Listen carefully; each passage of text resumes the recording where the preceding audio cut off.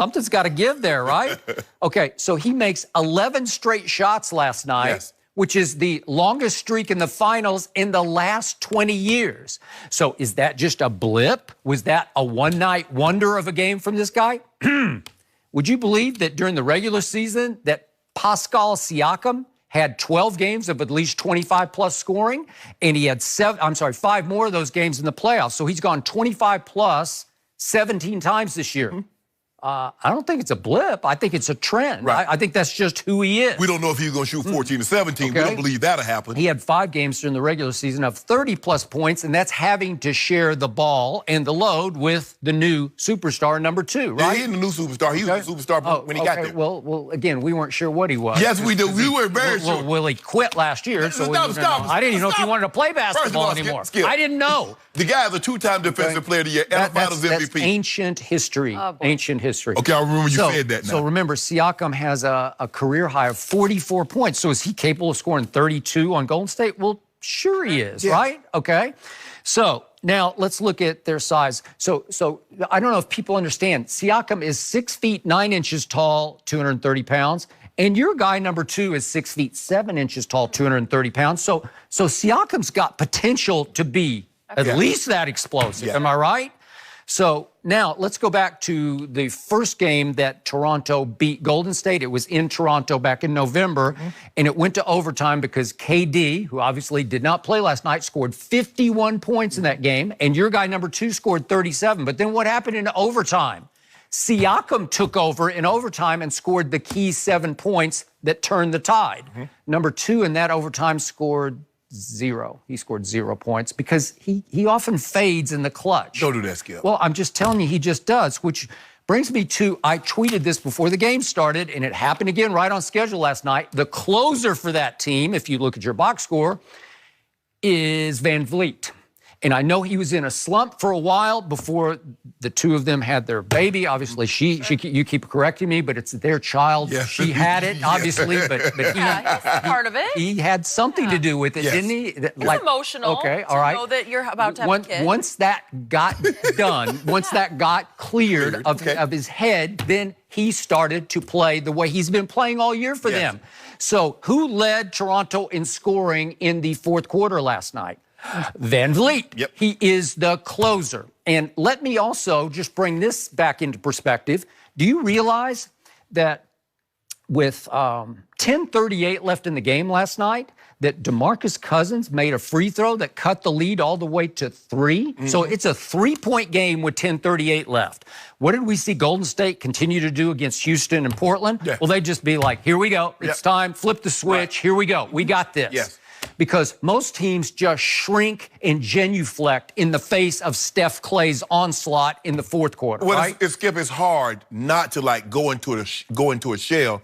If you're up by 18, you're up by 15, and all of a sudden in 2 minutes, it's down to a 3-point ball game. You're like, we had our chance, we just blew our chance. But every run that the Warriors got, Toronto snuffed it out. But how did this one get snuffed? Because Golden State's on a run, and it's cut to 3. DeMarcus actually had 2 free throws and missed the second one. Could have cut it to 2. And it felt like the game's starting to teeter toward the visiting team, right? Then guess who goes to the other end, if we could see this? Van Vliet just takes it upon himself to say, I got this. And he dribbles the ball up the floor, and he keeps the ball, and he goes on Jerebko. That's a hard shot that he just made. And it's one of those game turners where all of a sudden Toronto bench and the guys on the floor look around and say, wait a second, our guy he just did that. That pushes the lead back to 5, and they were never again threatened. Well, they were threatened again. They cut it back down to 5, and then Kawhi came and hit that 3 on Looney. Somebody sent me a tweet. You talk about he could do that to Looney. You already know Kevon Looney. So you're stalking me? You're stalking me.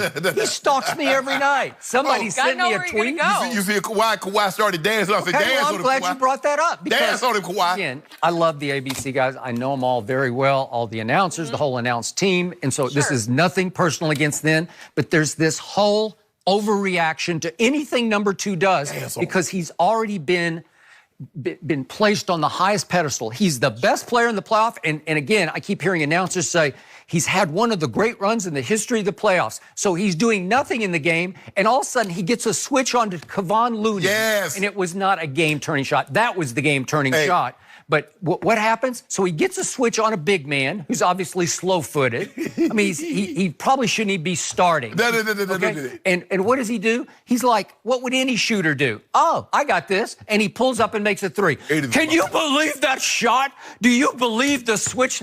Come on. It happens every night in every NBA game. Well, I told him, hey, really? Kevin, Kevon, I saved this last dance for you. He probably called him Kevin. He called him Kevon. He has no respect. Don't do that, Skip. Don't do that. Called him Kevin. Skip, at some point in time, look, you're going to have to give Kawhi credit. Although he was not at his best. What the really good ones can do, when they're not at their best, they can still find a way to impact. You know who I'm going to give credit to? Let's start with Danny Green. I predicted yesterday he would snap out of his slump and make 4 threes, and he did make 3, and the fourth one lipped out. Yes. It went around and around and lipped out, right? 11 big points. Okay, so it helps. It's like it's an explosive new piece to the puzzle that they have not had. And then how about the man Mountain Gasol to make 6 of 10 shots, and he makes 2 more threes? How much does it crush the psyche of the visiting team when they, like Steve Kerr said after the game, those are called dare shots. We just dare him. We dare you to make that. And he just stands there and he kind of sizes it up and he's it was another one, too, that Van Fleet had. The shot clock was running down. He just threw it up. Okay, well, that was lucky. That was huge. That was a huge shot for him. He kind of willed that in, but he can will it in, and he is the guts of that team in the fourth quarter. And then, again, Van Vliet, and they usually get so much off the bench from Norman Powell. See, he didn't even play him. And I got to compliment Nick Nurse. He's pushing every correct button on schedule. We didn't see Patrick McCaw in any of the last series, and then he gets 4 minutes and he hits a big 3. Yeah. So that had to make him feel good because he came from the Warriors. Okay. So now Toronto is 3-0 this year against Golden State. Yeah. You don't think their confidence is going through the roof of that building? Absolutely. Sure. And Skip, everybody kept talking about how the atmosphere was electric. Yeah. But the difference between them is that they've never been in this situation. No. Now we see how they are for the playoffs. Now this is the NBA Finals. We have a chance to win the NBA Finals against the Warriors. The Warriors, Skip, this is the 5th time.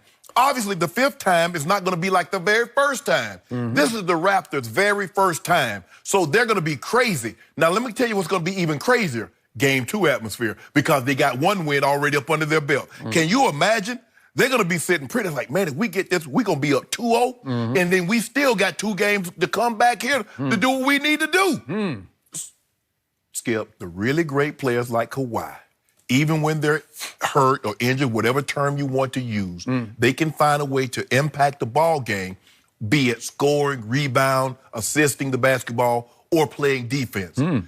I'm looking at him. He couldn't turn the corner like he wanted to. There are some times that he got close. You got to stop with this. Stop it, Skip. You got to quit alibying. I'm not alibying. He's the alibi king. He is. Seriously. The alibi king. No, he's also the limping legend. He couldn't step on the gas. Oh, wait, I'm having a bad game. I got a limp, and then the whole world will say I'm hurt. But I'm good. Thank you. No, he couldn't turn the corner like he wanted to. He had some opportunities. He couldn't step on the gas. But that's okay. Couldn't step on the gas. Couldn't step on it. He couldn't step on it.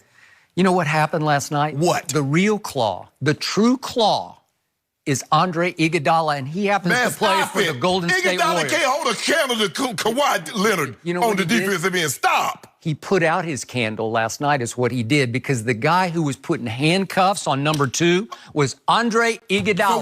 So we gonna pretend like they weren't trapping him every time to get the ball out of his hand. So we gonna pretend. No. The trapper, the key, the spearhead of that defense was Iguodala. No, Skip, stop now. See, I'm not gonna let you mislead the public. Oh, I'm not. No. I think you need to be led into the truth. This is a PSA. That's what I saw last night. PSA. Andre Iguodala had help. They doing everything they possibly could to get the ball out of Kawhi's hand. If they got so much confidence in Iggy, go head up with it. Locked him up. Don't do that. Put the cuffs on him.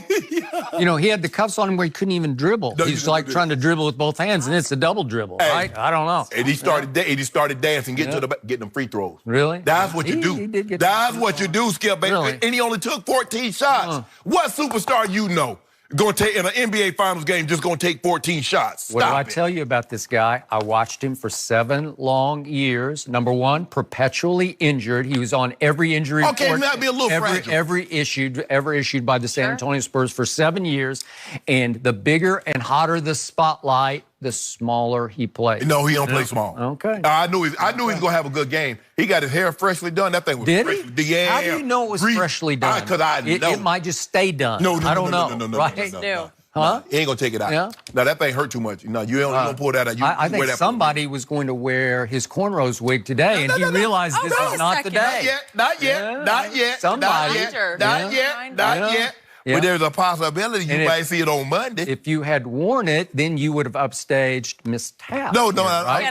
That's what I'm saying. Because I knew she had something special. I heard a birdie told me she had something special. Probably she told you. No, she didn't tell me. Because, this is the last day, Skip, so, she was like going to go out with a bang. Oh, really? I get it. Yeah. Well, she's not leaving the show. No, I'm just saying. No. She got to pull double duty. She moonlighting on Skip. But then, we found going to Gay Perry, is that what it is? Yeah, leaving us I'll be behind. back, guys. Don't you worry. But at some point, you're going to have to give two credit and realize it's not all about scoring. Because you know what I noticed about you? Now, let Michael Jordan have a game like this. Did you see how he impacted the game? He's so impactful, even when he doesn't score. Let Kobe do something like this. Oh, he's so impactful.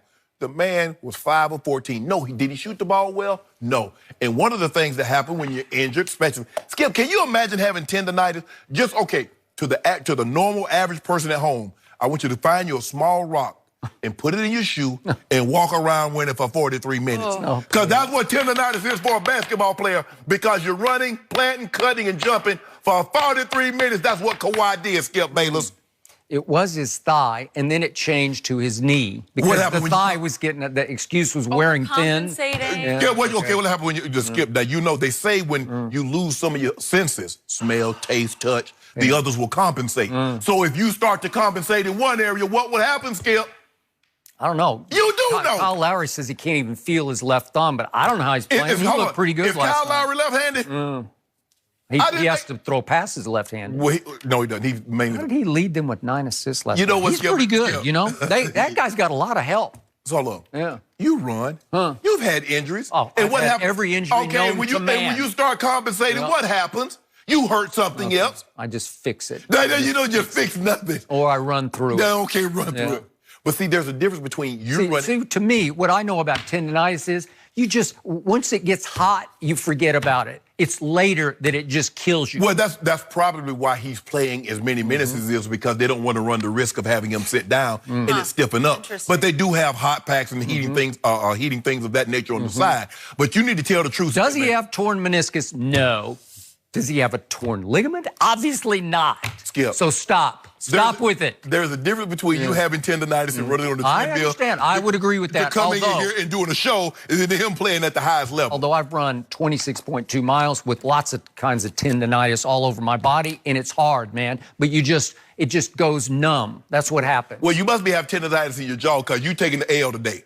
So are you hurt? L? Are you hurt? What are you talking about? We're just getting going. Yeah, he down 1-0-1. We're not there yet. You down 0-1. I told you exactly what was going to happen last night, right? Shannon, I told you what was going to happen. Decide around here who gets You know what?